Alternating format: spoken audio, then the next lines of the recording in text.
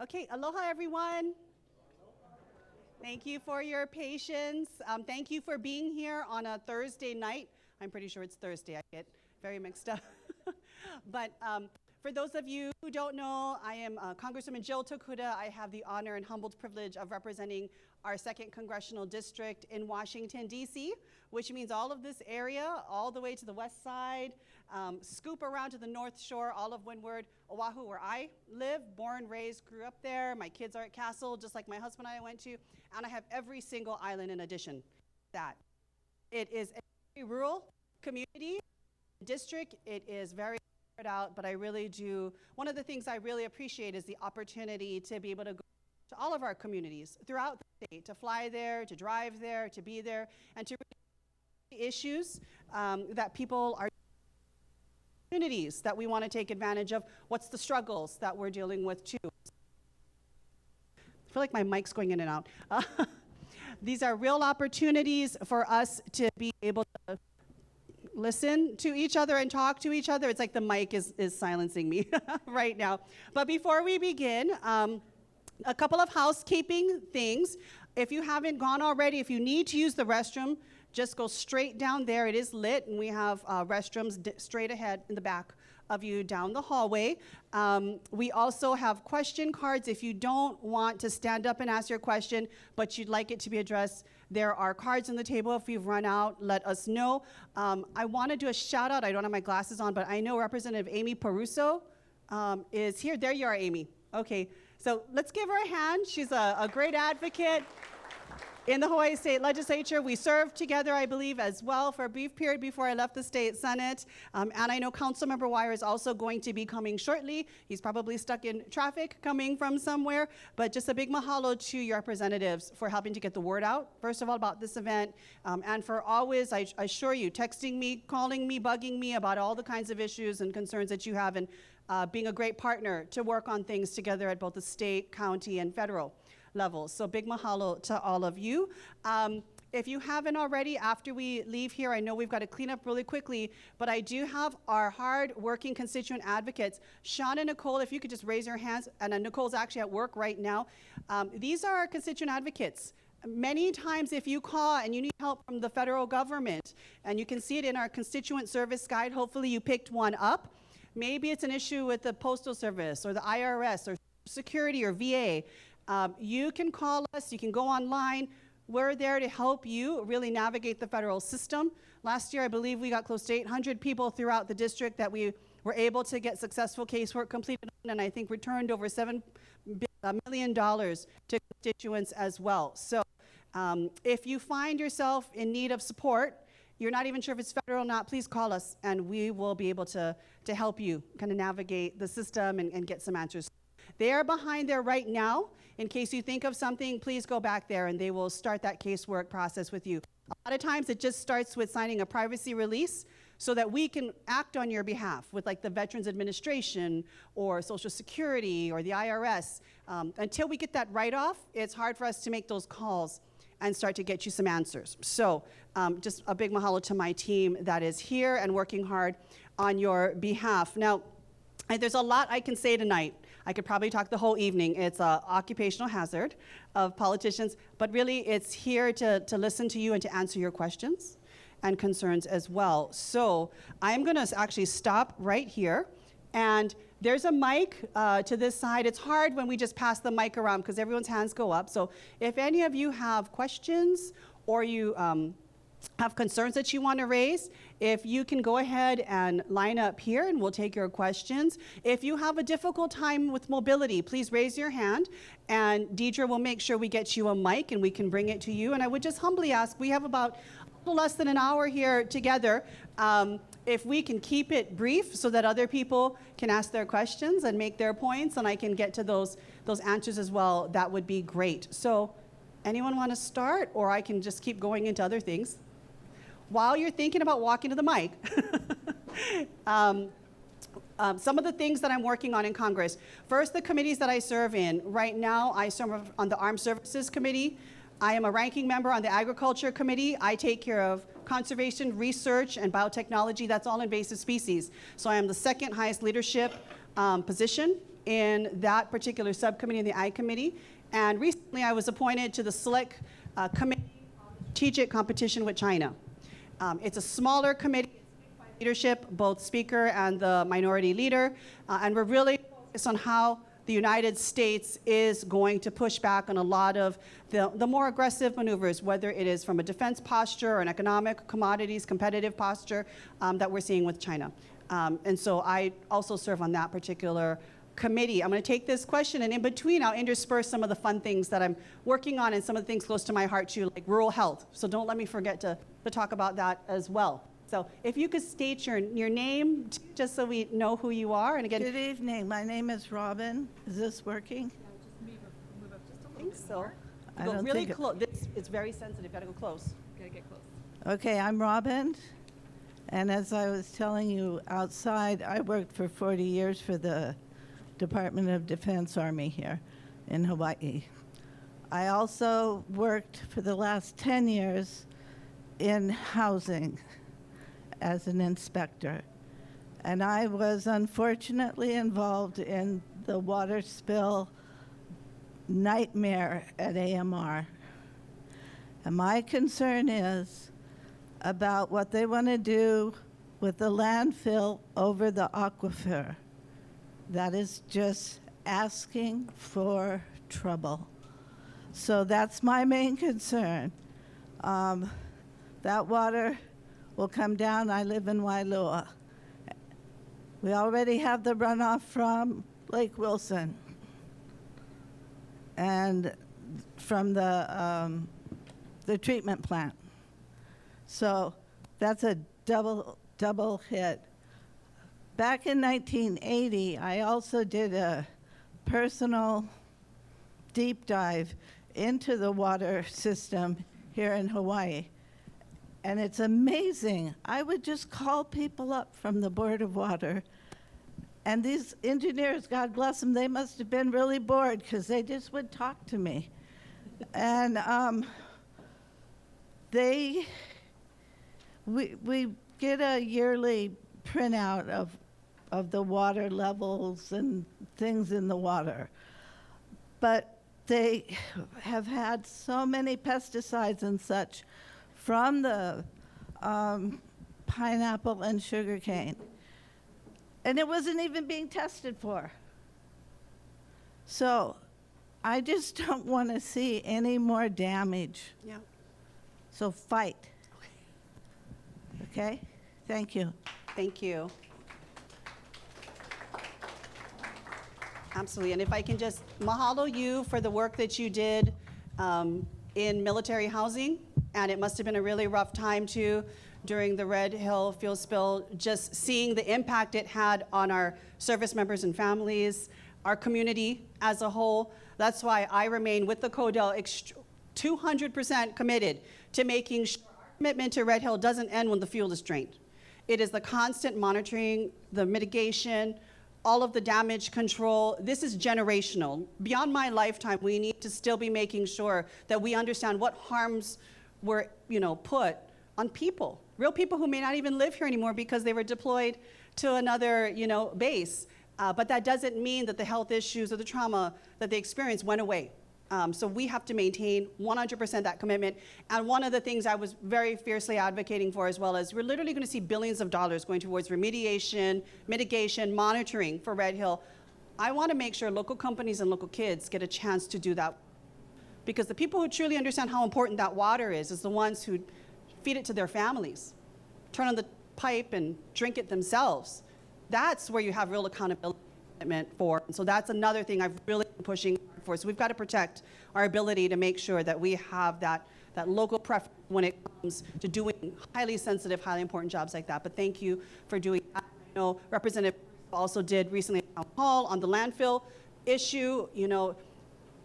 Proximity to aquifers is critical, right? We want to make sure that water is clean when you drink it in your homes. And that is something definitely, I know the city is under a lot of pressure, but they have to consider that. I was the former ag chair in Hawaii as well in the state Senate.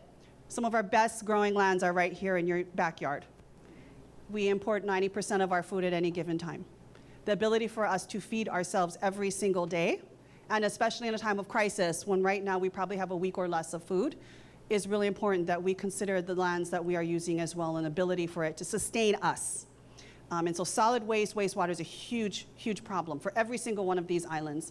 We're going to have to figure out a better way that we do this. And so, you know, thank you for raising that issue. And I know it's a constant conversation we'll be having at all levels. Thank you. And I hope you can hear me. I know it's getting in and out.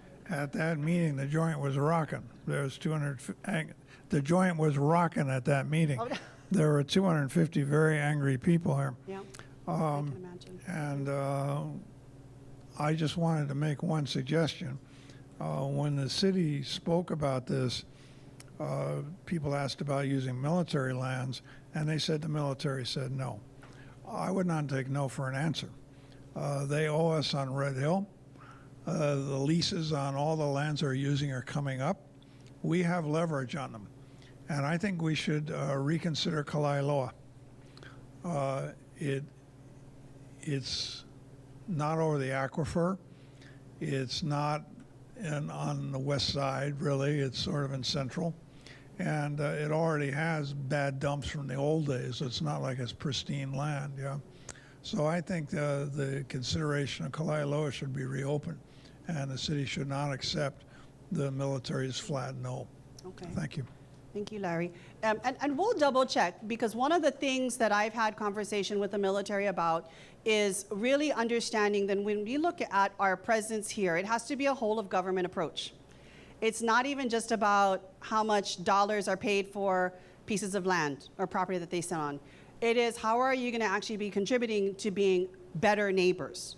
So some of you might have seen recently in the paper, I called for a housing impact study on the last National Defense Authorization Act. It's the funding of the military. And it was a horrible report, by the way. It was very short. It didn't give much in terms of options, but the one nugget it did produce is that the military is occupying 14 or 16, I think it was actually 16% of all available housing inventory on Oahu.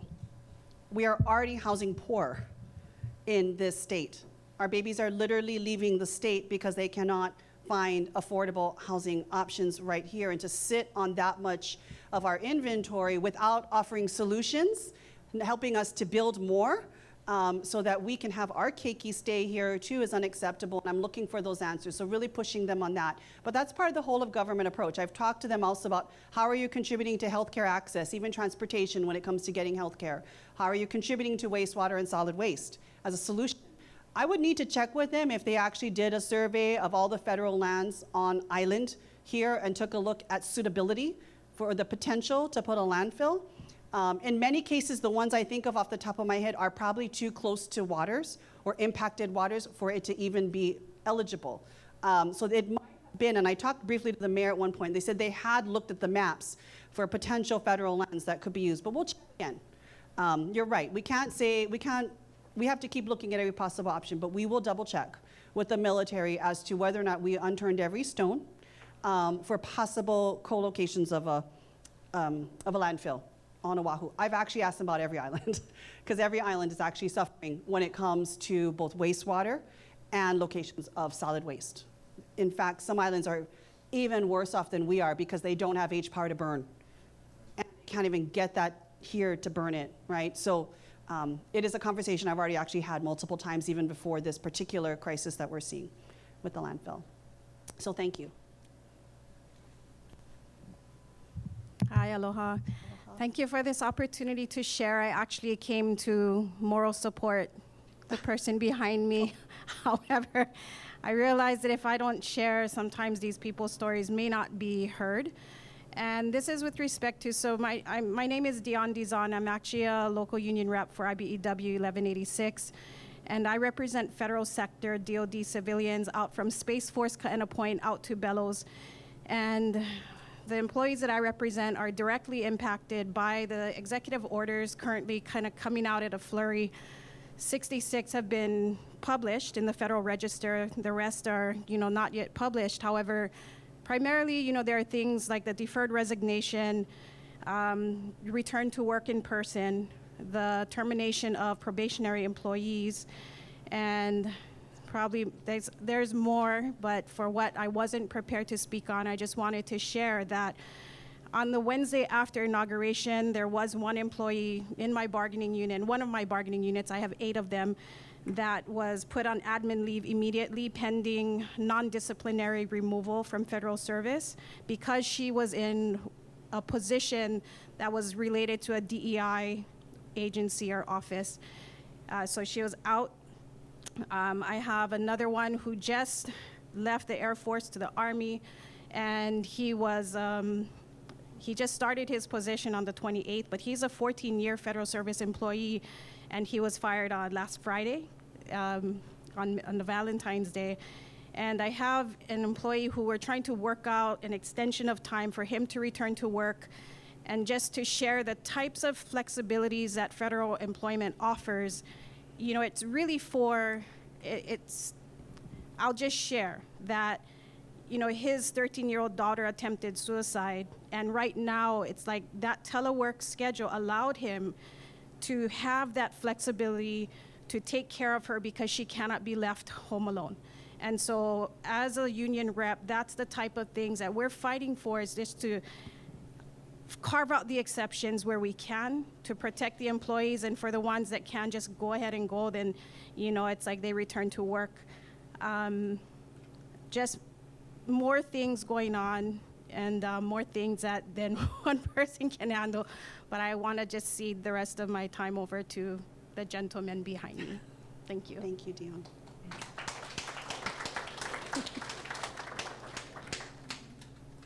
Hello, can everyone hear me? Yeah, we've got to get a Nope. little closer. Thank Sir, you. how about now? Yep. Better? Hi, I just wanted to come and share. My name is Ian. You know, I'm a blue-collar employee person, also involved with the unions, 1186. Myself, I'm a steward, executive member. But I just needed to come up and share today because, you know, I heard situation with water and things like that. It's an important thing, right? I also work for the government, right? Today, though, I had to witness basically no less than 16 employees getting handed basically notifications that probably tomorrow is their last day. And the thing about it is that these are young personnel, young guys, young women too. So people might have sometimes opinions about federal employees that's good and cut, but these are brand new. I got one that's 20 years old, 20 years old. And his range is all the way up to, you know, like people just pushing 30. So their first opportunity in federal service, they're getting in there. And these are also people that, you know, I heard earlier about the water, right?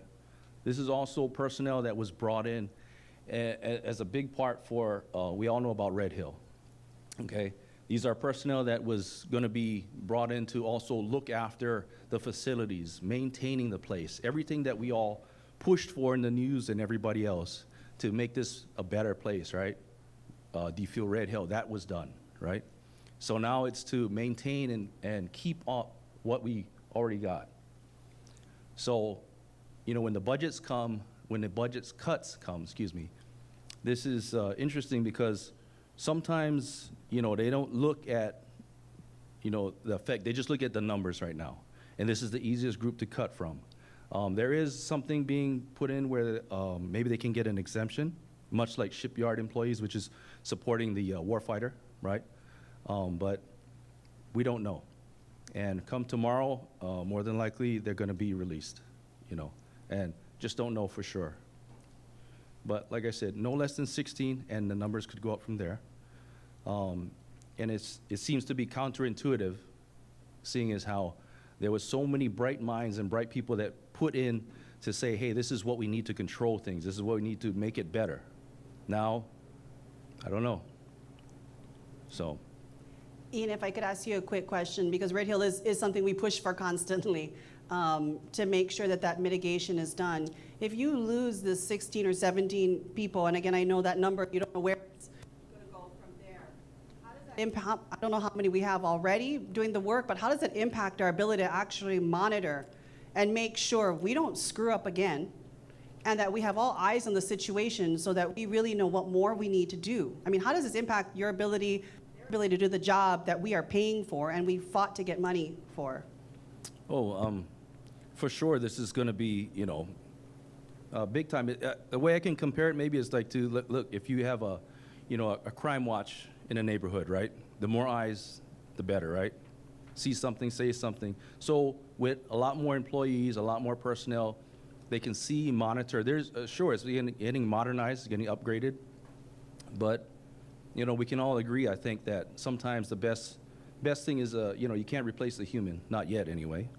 So this is gonna be big. I mean, because like I said, they went through so much data and analyzing in a short time to figure that this is what we needed to maintain and get better. As the Navy says, get better. It seems to be, like as I said, counterintuitive. Yeah. So this is just, it's not good overall, and yeah. Thank you Yep. for sharing. Thank you. A lot of people probably think we know the numbers. Yes, thank you. A lot of people assume we probably know every place that got pink slips for probationary reasons, or even how many people took the deferred resignation, right? 75,000 plus across the country. 2.3 million or so were offered the opportunity to just leave their job, get 6 months pay, right? You all read about it. 75,000 at least took that offer up. We don't actually know where they are. We know every state people took that resignation, but we don't know what department, we don't know their job title or position. We don't know the impact overall. I led a letter with about 48 other, I'll just stand right here talking to you. With 48 other members of Congress calling of the Office of Personnel Management, OPM, to give us a state and congressional district breakdown by agency and by department where we lost people as a result of that deferred resignation. The due date was yesterday. We have not gotten anything, but we also know that OPM actually lost dozens and dozens of staff because they were probationary. So they are now also understaffed, but we will keep pushing on them for that data to know, especially in Hawaii, for example. I know USDA, our agriculture department, they lost probationary staff. In addition, they lost people who took the deferred resignation. They're looking at easily a 10 to 15 to 20% cut in their workforce, and already they could barely manage to support farmers in the field right now just to get things growing. Farmers right here in Wahiawā and this particular area too. So we are pushing for that information. I'm going to push specifically, though, my poor team here is sitting here taking all of this down. I would like to know specifically how many probationary staff or deferred resignation staff we lost, in particular towards Red Hill, because that is a big issue for Hawaii, and we're putting billions of dollars. So we'll put a request letter in, an inquiry letter. Okay, I think this is my line. I can't go past all of you. I apologize. This seems to be where it cuts off. We will put a letter of inquiry in, and I would like to know specifically, I'm literally talking to agency by agency, how many people they've lost due to the probationary status, as well as the deferred resignation and other firings in addition that we are seeing. But thank you. If it's not brought to our attention, unfortunately, we actually don't get that information. And it's so important so we know that you're getting services. And we're making good on a lot of those promises, like Red Hill, that we did. So thank you, Ian, for bringing that up. And we'll keep you folks posted once we hopefully get some information or clarity on that. Thank you. Hi, Cindy Sutherland. I've worked in cybersecurity for over 20 years, and my concern is about DOJ and the mishandling of our personal data, as well as some potential spillages that may have occurred. There's been at least 2 experts that have come out in the past couple of weeks stating that at least one of the DOJ leading people has ties to cybercrime that is mucking around in our data. And it's one of Elon's cronies. And I'm gravely concerned. And then there's also the database that they put up that is insecure. And they're misrepresenting all of the data that is in there. And I kind of want to know what the plan is to get a handle on this, because we're talking everyone's social security numbers, your bank accounts, your name, your personal information, violating every privacy law that we have. Yeah. Thank you, Cindy, and thank you for cybersecurity is like to me, that's where we're going to be having to defend ourselves. I mean, everyone knows the fighter jets and the submarines and the big ships, but honestly, the next battlefield is already on us, and it's in cyberspace right now. I would agree with you. I've signed a number of letters, even bills, calling for us to get information, calling for a stop to what is an intrusion into your personal information. There's a number of different things that I could talk about. I used to be one of the co-directors for Cyber Hawaii. And the moment all this happened, you should never, by the way, have an external server downloading all of your email addresses and personal information. That's how the deferred resignation letter went out. It went out because it was through another external server. You should never have that tapping into a government network. That is the weakest link. That attacks and intrusions from China, from Russia, from so many places known for their hacks will find the biggest puka and vulnerability. And at that point, we won't even be able to know at some point how much data leak took place. All of your personal information. The fact that they've actually had individuals not just tied to cybercrime, but there was at least one individual who had both reading and writing capability. Now, why is that important? Right? Sounds kind of like a school thing, reading and writing. Read only means you can just see the data, which is always bad because there are ways to capture the data, even if you have read only permissions. You have writing capability. You can now both rewrite code, you can insert things, you can change things. I can change how much of a tax liability you have, to increase it or decrease it, right? I can change your personal information. I can scrub things. No one would know the better if they were able to do that. The reading and writing thing? So when you file, how many of you file taxes? Okay, how many Social Security? Know somebody that's, any kind of government service that you get, right? File taxes, Social Security, anything, have Medicare, Medicaid. Well, you're in those databases right now. And they have the ability, some of these DOGE employees, most of them aren't even 25 at this point. None of them have had security clearance or FBI background checks. I can't even get this information, by the way, and I have a fairly high level of security access as a member of Congress. I'm pretty sure even J.D. Vance can't look at this, given the level of clearance. You would need to actually see this information. They can go in and take a look at your Social Security records. Unfortunately, we can't advise you to do anything, but that's where we are trying to stop their ability to get all your personal information. They should never have writing capability where they can overwrite any one of those records. They could change code. They could be funneling information out. We do know, too, and it's been talked about a lot lately, that DOGE in particular and Musk has been actually capturing a lot of this personal information and just information, and could be building up an AI system in which he could make money from it and use it in different particular ways. Again, we've never had this level of intrusion when it comes to your data. This is a breach.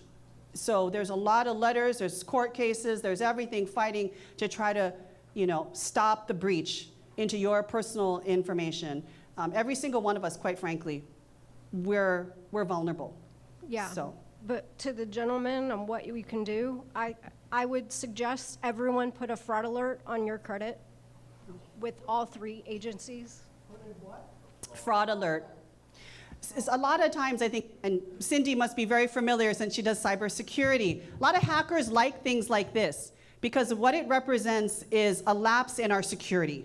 When there's a lapse in our security, whether it be a human lapse, because you've got people accessing that shouldn't, or the things that they are doing, you create holes in our cybersecurity defenses, and it allows people to intrude. You've heard of the hacks that have taken place for our university has had one, our health systems have had one, our banking, right? You've gotten those particular notice. Now imagine if the federal government, and that's what we have right now, literally has the potential vulnerability where hackers and intruders can gain access. And sometimes you won't know it immediately, but right, this is the long game for a lot of them, being able to plant in and get the information they need and use it when they need it. So it's a big, as somebody who's worked in the cybersecurity space too, this is probably one of the biggest threats that no one's really talking about right now. So we are watching, and supporting all the lawsuits and sending letters and whatnot.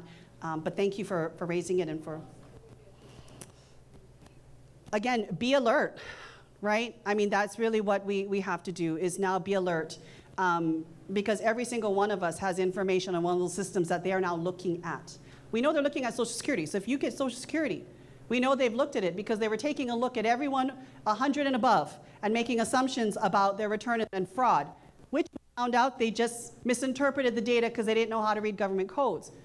Bottom line, they were looking at Social Security records in addition to IRS and tax records and many others. So that is a scary thing. So we just have to be alert.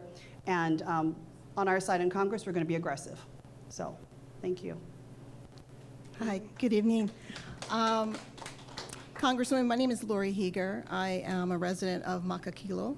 I grew up in Makaha, graduate from Kamehameha Schools.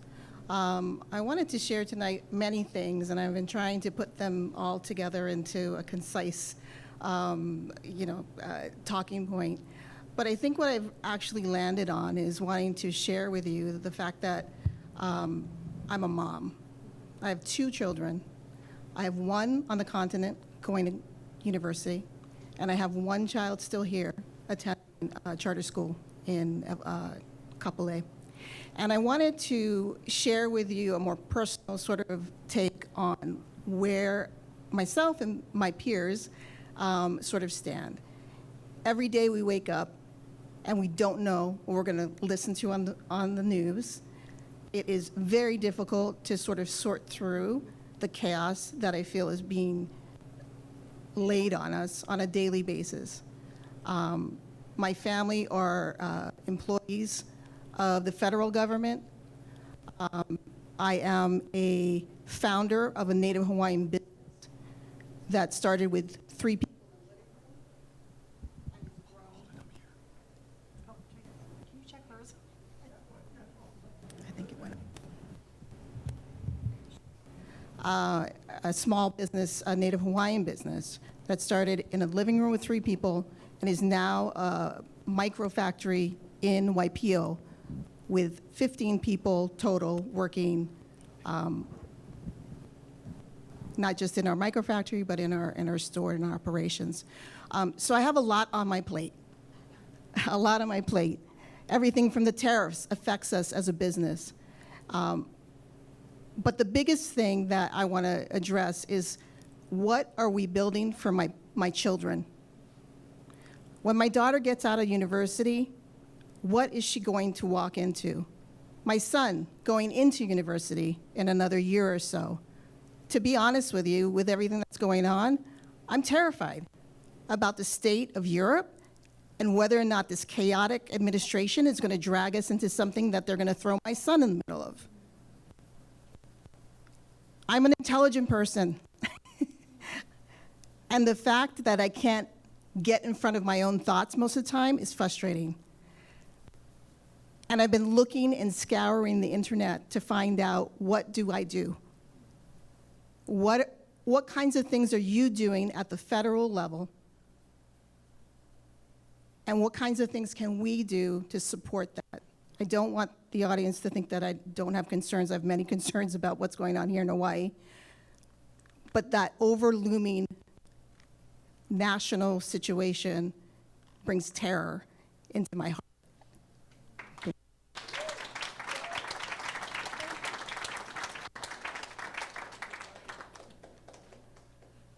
Thank you, Lori, and that's a lot for me to, I tell you, every day I wake up too, and I don't like turning on my phone.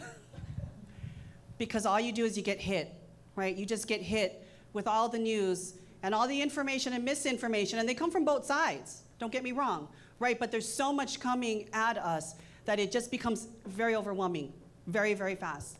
And I think like you, I think about my 2 sons too. I've got a 9th grader and 11th grader, both go to Castle, as I mentioned, just like my husband and I do, and I am terrified, terrified. I asked my oldest son, where do you think you're gonna live after college? I don't even know where he's going to college. I don't think he knows most days what he's gonna do. And he said, well, I can't live here. It's too expensive. Breaks your heart, right? That's why I ran for Congress. We're fighting a lot of different wars on so many fronts, but at the end of the day, it was so our kids could see a future for themselves here. And when I sit at my kitchen table every night and I look at them, I look at the world, I don't know if that's possible. Our kids have become our greatest export, and that is unacceptable. And that is all of our faults in many ways. And I own up to that. But that's why when I go to Congress, I fight for things like housing. And I don't even call it affordable housing because that don't exist. I want housing people can afford at the point of life they're in, whether it's renting a house to be able to build a house and to have a mortgage, whether it's senior living, whether it's workforce housing, all of that. We have got to focus on housing here for our people, not just for guests to these islands. I worry about the cost of food. That's why I was an ag. Because now you can't even find eggs. It's expensive, but you can't even find the eggs right now. And how could you expect our farmers to keep doing it when we've literally right now taken away so much of the help they need just to be able to try to make do, just break even at this particular point. And some of you may know I co-founded and co-lead the Bipartisan Rural Health Caucus. Because in my first week in Congress, we couldn't get our act together. Took 15 votes for us to get a speaker. And in that time, what I realized is I needed friends on the other side to help us. And one of the biggest concerns I've had when I've gone to every single island, even Ni'ihau, people need health care. Health care and mental health, especially now mental health, that is a fundamental right. And depending on where you live on this island even, or in this state, it is not guaranteed to you. It is not equal. Your life expectancy, this is something often when I went to Waianae Nanakuli, Uncle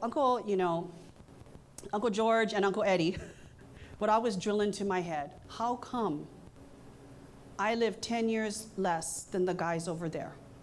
And they're pointing to Honolulu. Why do I bury my ohana? Because they die before them. What are you doing? And I wake up every day in Congress and I remember those conversations I've had. What are we doing? Because healthcare in this state or this country is not equal. And so right now I co-lead the caucus with Diana Harshbarger from Tennessee. I'm a progressive, she's a Freedom Caucus member. We are as far as you can be apart. Between us, we have 70 other members of Congress, Democrats and Republicans, and we sit at the same tables. And we talk about the fact that our people deserve better when it comes to health care. Because keeping our keiki home also means giving them everything they need to actually have a life that they want to live. And that's housing and food and health care and schools. And that's what we've got to fight for. But I want to draw upon one point that Lori mentioned too, because I feel it with two boys that are 15 and almost 17 at this point. If we don't keep our eyes on what prevents war and what maintains peace, it's not going to be about less than 1% of our budget, like USAID, going to global programs, fighting poverty, fighting disease, keeping the peace, promoting democracy. It's not going to be the less than 1% of the entire federal budget, compared to, by the way, I think it's about 14% of the budget goes to defense right now. We're going to be sending our babies. Our best chance at peace and keeping our kids, our daughters and our sons, from going on the battlefields that some of you all have fought on, by the way, is that soft power diplomacy. It's about investing in allies, preventing our adversaries from gaining a foothold. And what we have done in the last month actually is abdicate a lot to China and Russia. Whether it's USAID funding, removing ourselves from the World Health Organization, we've given them carte blanche entry right now to be able to step in and fill the void where we are. And I will tell you, yes, as a mother of two boys in particular, it terrifies me as to where we will be in the next 5 to 10 years. And if my babies will have to be on that battlefield just like your son. Because that's exactly where we're heading right now. And so that is something that we fight for. What can we do? I mean, I wish there was an easy cut and dry answer, but I will tell you this, what we are trying to do now is make sure, are there potential changes and efficiencies we can have in government? 100%. Nothing is ever perfect. Can we do better? Yes, and that's what we should strive for every single day. But people have to understand, but behind every cut and every executive order, every imposition, there is a human face and there is a human cost to it. So share your stories. Share the stories of the people who are getting pink slips tomorrow, those 20, 22-year-olds and 20-year-old kids. Some will probably have babies of their own, trying to figure out how they're going to pay their rent next month. How much does healthcare cost? Do they even qualify for unemployment based on how they were let go? You're all assuming they can immediately get unemployment. That is not necessarily the case depending on how they're getting their pink slips and for what reason and with or without cause. Keep in mind, they're also looking at cutting Medicaid by trillions of dollars in SNAP. So the social safety net that ultimately sometimes caught people, young families, young people starting up, right now it's going to be hit. Because when I go back next week, we're going to be talking about budgets. And it's trillions that they want to cut. And yes, do we always have to find efficiencies in government? Yes, but when you're talking about the kind of numbers that we are talking about, it's going to come at the expense of your health care. It's going to come at Medicare, Medicaid. It's going to come at the CHIPS program, which is basically making sure our children have health insurance, the Child Health Insurance Program. Not the microchips, the chips that take care of our babies. And SNAP. Most of the ag money is actually not for farmers. I know the farmers hate that, believe me. But it's to give farmers the ability to grow food for people that can't feed themselves right now. And when I took a look at the numbers, we're talking billions of dollars in cuts to both SNAP, Medicaid, Medicare, all of these particular programs. The one line item we do have in there, though, is a $4.5 trillion deficit coming up for our Ways and Means Committee. That is to reauthorize the billionaire tax credit that is coming up and expiring soon. So basically, we would be giving billionaires who pay probably less taxes than you all in this room, we're going to give them a tax break by cutting Medicaid, Medicare, SNAP, education programs, farming programs, a lot of other things. I will tell you, we are just seeing the ticker tape go. And honestly, they said no, but they are looking at Social Security too. Things that we considered holy grails, golden gooses, don't touch it. They literally would have to based upon the kind of cut line they are looking at, because the top 3 things that they're paid for include Social Security and Medicare as well. So it's a tough time. But what I would ask is, no matter what side of the aisle you're on, no matter where you fall, you will be impacted, and we need to hear your story. We need to see the human face of what these cuts will do, so that if, in fact, we have to make some kind of cut, we can make it humanely. Because just cutting everyone for probationary status because they happen to only come in the last 2 years, just cutting folks because they happen to be working from home at one particular point, so many other reasons, they have a certain title or whatnot, that is not a humane way to approach this.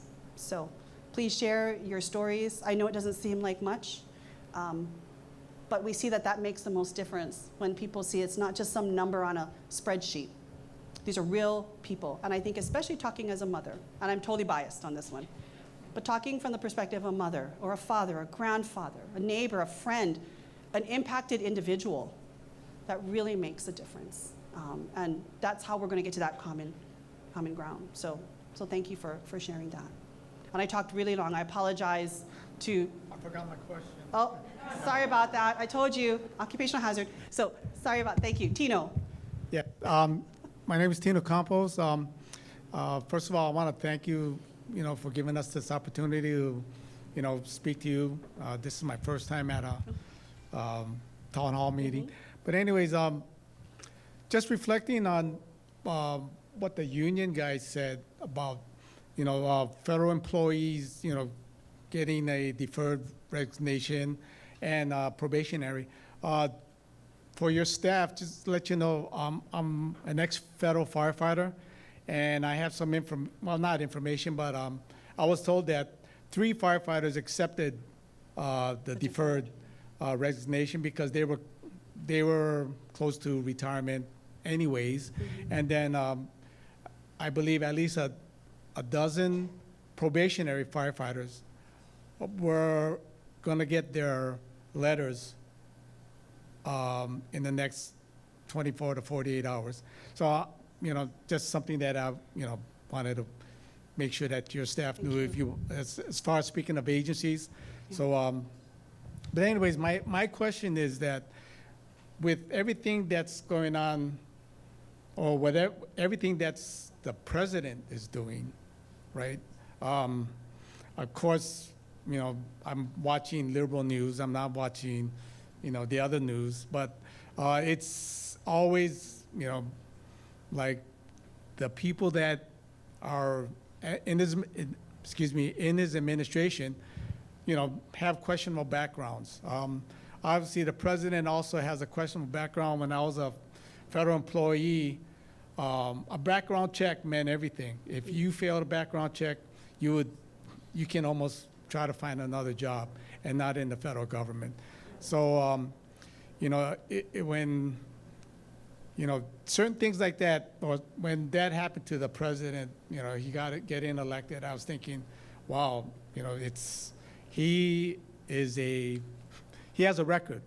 If I had a record when I filled out my background check, there's no way I would have gotten, through the federal government. I would have to answer 20 more questions, But anyways, I guess my question to you is also, and to your congressional members, and just make this one point. One of your colleagues, I think from Texas, Al Green, has already made it public that he wants to impeach. So correct me if I'm wrong, but is at least the Democratic congressional leaders, are they trying to put the president in guardrails, to keep him, from destroying democracy, destroying the rest of the federal government? So that's my question. Short of impeachment, I know that's going to be hard to do, but just keeping them in the guardrails. Those is another character, and every time that comes out on the news, what else is this guy stealing? So, but that's my question. Thank you, Tino, and thank you for letting us know about the federal firefighters, right? Some that are resigning, some that are probationary. I think a lot of folks made some assumptions that first responders, folks even in DOD, would not be touched. What we're finding is that is absolutely not the case. Again, that probationary status really hits across every agency, every department that you can imagine. We were just talking a little while ago too about, with some individuals, about air safety and the FAA. We've lost at least 400 people already because of their probationary status. Not anything to do with DEI. I know there was a lot of talk about FAA and DEI. No, because they were probationary. They got let go. We were already short-staffed when it came to looking at safety in the air. And that's important for me as someone who literally comes back every single weekend to come home. I think about that when I'm taking off and I'm landing. So this has hit us hard. So it's important that we know who has been hit. I will say this. I'm sure Al Green probably did an impeachment bill. I have no doubt he probably did that. What I really want to focus on is getting us back to all of you. Because right now, all of this stuff on all sides, this drama, this misinformation, this chaos, trying to get rid of an entire Department of Education, which I will tell you would debilitate this school that is a Title I school doing amazing things. But if the money and the programs go away, they're talking about eliminating Title I funds. They're talking about eliminating Head Start. Head Start, people got probationary notices. They got pink slips too, and in Hawaii as well, over here. These schools will not be able to do what they need to do. That's chaos, that's distracting. All of this stuff, when you're talking about cutting SNAP and you're talking about cutting Medicaid, that's distraction. We need to get back. We can talk impeachment, and there definitely will be groups talking impeachment. I want to focus on how we're going to bring down the cost of living for you. Talking about impeachment, to be very honest, and Al's good at that. That does not lower your cost of eggs. It does not give your daughter a shot for when she graduates, she's going to want to come home. Over here. I'm going to lie down and protect those programs. Because right now, HUD is being targeted. HUD. They put money towards making sure that our kids and our families that are struggling, maybe just lost their job too, by the way, that they have a roof over their head. The one that's really hit me hard and very personal, because I was in Lahaina yesterday, they literally want to remove 84% of the staff in the office that responds to disasters. So we just fought like hell to get $1.6 billion, not million, billion dollars for Lahaina. Can you imagine if 84% of the staff go away, the ones who do the reimbursement checks, check off and make sure it is all accountable, do the paperwork, admin. There's always money with $1.6 billion we're talking about. We are still filing paperwork for Puna lava flow, and the Kauai floods. This usually on a good basis with the staffing can take you years because it's a process of reimbursement and doing the work to rebuild and recover. You lose 84% of your staff. You can't. You're literally, that's the death blow for recovery. From Maui, from Georgia, to Florida, to North Carolina, to California. All of these places. It's not a red state, blue state. It's an every state kind of situation. And so where I'm going to lie down and put my effort to, I'm going to cheer Al on over there, but it's those things that matter to what you care about. It's the housing, it's the food costs, it's the health care, it's the education. I'm a public school grad, I'm proud of it. Teachers believed in me or I would not be here today.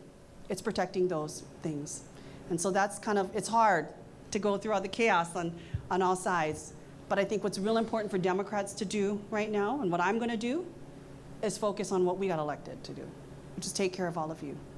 And it will be distracting, and you'll see us running around in millions of different directions, but if you'll notice, it's the things that matter most, like going to that rally to prevent the shutdown of the Department of Education, because I feel so strongly. I send my kids to schools, public schools, that we cannot take that away from everyone else. So thank you for that question, and thank you for your service as a firefighter as well. Really appreciate that. Thank you, Tino. So Dion again, this time personal issue. So my son is a marine engineer, and he's actually currently out to sea. So Kapolei High School grad, went away to Cal Maritime, working in his field now. He's part of the Marine Engineers Beneficial Association, and I'm aware that Ed Case is introducing, legislation for the Jones Act. And I think that the thing that people don't or may not understand about the Jones Act is that foreign flag ships are already coming into Hawaii, even with the Jones Act in place. And so all the Jones Act is, it's protecting from US port to US port, and without the Jones Act, so my son actually had the experience of what it's like without the Jones Act, having to float around outside China for about 30 days before they finally got into port. And so that's kind of like what could happen, is that without the Jones Act protecting us, the thing that's different for us in Hawaii is the fact that Matson, Pasha, it's like we are on their regular route. So my son right now is on a contract going from here to Long Beach, Oakland, and back, and he's doing donuts, okay? Now, because we have that, our stocks, like during the pandemic, it's like we had stuff on the shelves because they didn't have to decide whether it was a financial decision, whether it made financial sense for them to stop in Hawaii. No, we are on their regular route. Without that, we could be subject to companies who actually are able to just decide, oh, we're gonna stop here first, go there first to make sure that they're full before they come. So if anybody has ever lived on Lanai or Molokai or anywhere not Oahu, you know what it's like when the barge doesn't come in. You cannot go order your favorite stuff from the Blue Ginger Cafe, okay, one of my favorites. But anyway, those are the things that now that's gonna be all of us if we don't have that protection. And the other part is that we do have these Jones Act ships, which are, it's US flag, US crewed, and they provide an inactive ready reserve so that they can mobilize. And this was something that happened during Desert Storm, that, it was a crap show. Sorry. It was bad, right? They couldn't provide the manpower that was needed to mobilize at the time. And so now we have that available, and that's, I think, important to our national security. And so that was the short version, sorry. So don't do it, I don't know where you are on that, but again, personally, that's protecting work for, born and raised Hawaii kids, that opportunity is there for them as a high school graduate, and as long as they're not a felon, they can actually qualify. Thank you. Thank you. Well, you gave half my normal speech on why I support it. But if I could just add, I know a lot of times the Jones Act is an easy target to blame for increased costs. I would ask you to look back at the origins of those costs. There's a lot of corporate greed that jacks up the prices for stuff that we got on our shelves and that we need here in Hawaii. It's easy to blame the carrier, but let's think about who you're ordering from in the first place, who's creating those goods. Same guys, by the way, the $4.5 trillion bailout that we are looking to pass with the billionaire tax cuts as well. But you do raise an important point from a security standpoint. One, the goods security. I know we think we're really big. We're really small. Sometimes we don't fill that whole container up, but the container still shows up with all your Amazon purchases and orders or all the food that you want. And you're right, Lanai and Molokai, I have been there when the barge didn't come the day before. There is nothing on those shelves.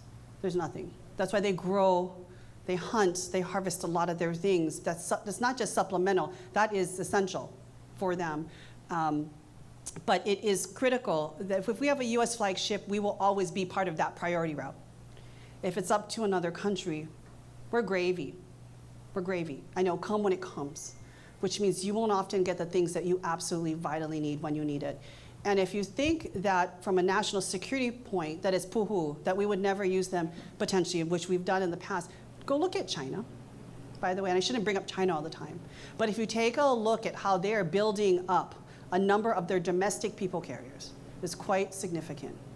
We have to be prepared tit for tat to be able to make sure that we are prepared. We're here in Hawaii, by the way. We are part of that first line of defense. And so making sure we have US flagships ready not only to give us our food, but to protect us in time of war, that is absolutely critically essential. So we can have a long discussion, and Deidre is gonna flip her pad there and say how many minutes have left. So I wanna give Darren a chance to ask his question first, and he'll be the last one for the night. Yeah, I think a quick question. Oh, Warren. Obviously, a lot of questions come up, and I really appreciate your sharing so much with us. But I think something the left and the right can agree on is that we really don't need to give tax cuts to billionaires. So when the budget does go through in a few weeks, is it going to include tax cuts for billionaires? That's a great, see, that's the hard part. That's where the negotiation, the rubber meets the road. Really hard. I was the Ways and Means chair for a number of years here in Hawaii. Right now, they're bundling it. So it includes a lot of things we like, but at the same time, it's set to include the billionaire tax credit, $4.5 billion. It also, by the way, the only way we can do this is it increases the debt ceiling by $4 trillion as well. So we know we're going to have to deal with that debt ceiling. It is looming. In a few months, if not already, we are dealing where the Treasury has to implement extraordinary circumstances. It basically means it knows it's running out of cash. So you have to start making decisions on what you pay for, how you pay for things, can you advance pay, different types of things like this. We are in extraordinary times right now with the debt limit. So right now they've got it bundled into one bill. It's going to be a fight between the House and the Senate, same party, by the way, on if it's one bill or two bills. But right now, the House version has everything bundled. Increase the debt ceiling by $4 trillion, give $4.5 trillion on a corporate tax credit for the billionaires. Very few, we can probably count them in our hands of the world right now. And unfortunately, to pay for all of that, trillions of dollars of cuts to Medicaid, to SNAP. They're so big. So many of our community depends on it. You cannot look at reducing government without cutting that. They're talking about trillions of dollars in cuts. There's no way to avoid Medicaid cuts or SNAP cuts the way they're talking about it. The one way you could avoid it is not do the billionaire bailout tax credit. Then you don't need to look at cuts to Medicaid or to SNAP or to Medicare, so many programs, the Department of Education that we're dealing with. So that will be the big battle. We are in a very tight majority-minority situation. Literally, it could take 3 brave Republicans in the House to make the difference of saying, no, we will not vote, to include the bailout, to include cuts that will hurt our families, to raise a debt ceiling to allow for all of that. So we are looking for 3 brave Republicans. If any of you have family members who live in other states where they might be having to sit and think about their decision on how they vote, Nevada, Arizona, Utah, right? California, Texas, Georgia, we all have family members, then it's worth having a conversation about what's really at stake here. So thank you so much for that question. It is 8 o'clock right now, and we kind of have a hard stop very, very soon because they have been very accommodating having us here, and we want to make sure the janitor actually can go home at a reasonable hour because he will have to help us close up everything. But again, I want to thank all of you for being here and participating. If you need help now or in the future, take a constituent guide. We are here to help. If you're not even sure if it's a federal issue, let us know, and we can tell you if it is or a federal issue or not.